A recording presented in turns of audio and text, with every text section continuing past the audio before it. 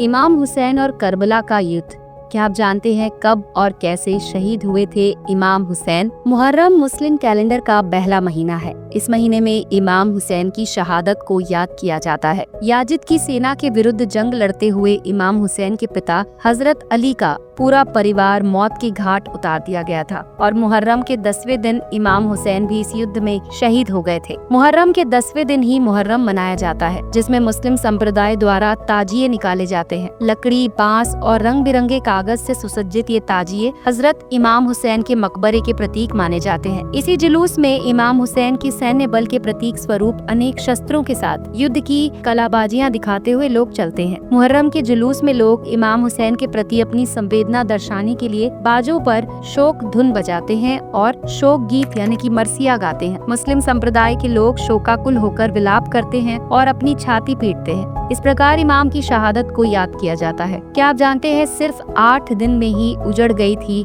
Karbala की बस्ती। Karbala का नाम सुनते ही मन खुद ब खुद कुर्बानी के जज्बे से भर जाता है। जब से दुनिया का वजूद कायम हुआ है तब से लेकर अब तक न जाने कितनी बस्तियां बनी और उजड़ गई, लेकिन करबला की बस्ती के बारे में ऐसा कहते हैं कि ये बस्ती सिर्फ 8 दिनों में ही तबाह कर दी गई। 2 मुहर्रम 61 हिजरी में करबला में इमाम हुसैन के काफिले को जब याजिदी फौज ने घेर लिया तो हुसैन साहब ने अपने साथियों से यही खेमे लगाने को कहा और इस तरह करबला की बस्ती बसी। इस बस्ती में इमाम हुसैन के साथ उनका पूरा परिवार और चाहने वाले थे। बस्ती के पास बहने वाली फुरात नदी के पानी पर भी याजिदी फौज ने पहरा लगा दिया। 7 मुहर्रम को बस्ती में जितना पानी था सब खत्म हो गया। 9 मुहर्रम को याजिदी कमांडर इब्न साद ने अपनी फौज को हुक्म दिया कि दुश्मनों पर हमला करने के लिए तैयार हो जाए। उसी रात इमाम हुसैन ने अपने साथियों को इकट्ठा किया। 3 दिन का भूखा प्यासा कुनबा रात भर इबादत करता रहा। इसी रात यानी कि 9 मुहर्रम की रात को इस्लाम में शब आशूर के नाम से जाना जाता है।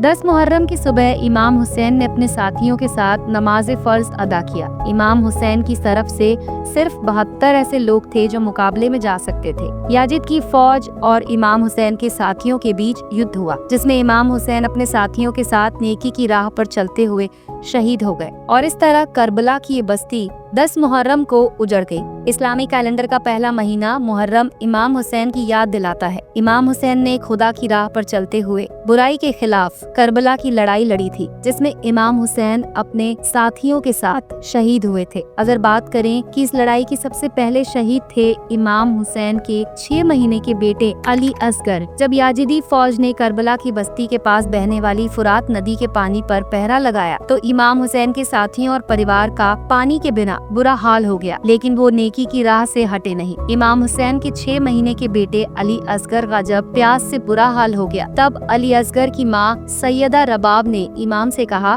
कि इसकी तो किसी से भी कोई दुश्मनी नहीं है, शायद इससे पानी मिल जाए। तब इमाम हुसैन बच्चे को लेकर निकले और याजिदी फौज से कहा कि कम से कम इसे पानी पीने दिया जाए। इसके जवाब में याजिदी के फौज हरमला ने इस 6 महीने के बच्चे के गले का निशाना लगाकर ऐसा तीर मारा कि हजरत अली असगर के हलक को चीरता हुआ इमाम हुसैन के बाजू में जा लगा। बच्चे ने बाप के हाथ पर ही तड़प कर अपनी जान दे दी। इमाम हुसैन के काफिले के सबसे नन्हे और पहले शहीद अली असगर थे। आपका इस बारे में क्या कहना है? हमारे वीडियो की कमेंट सेक्शन में लिखकर आप हमें बता सकते हैं। दोस्तों, आपको हमारा वीडियो कैसा लगा हमें कमेंट करके जरूर बताएं और इस वीडियो को लाइक करके अपने दोस्तों के साथ जरूर शेयर करें। इंडिया की मुफ्त सबसे बड़ी हिंदी एजुकेशनल चैनल से जुड़ने के लिए हमारे इस चैनल को अभी सब्सक्राइब करें।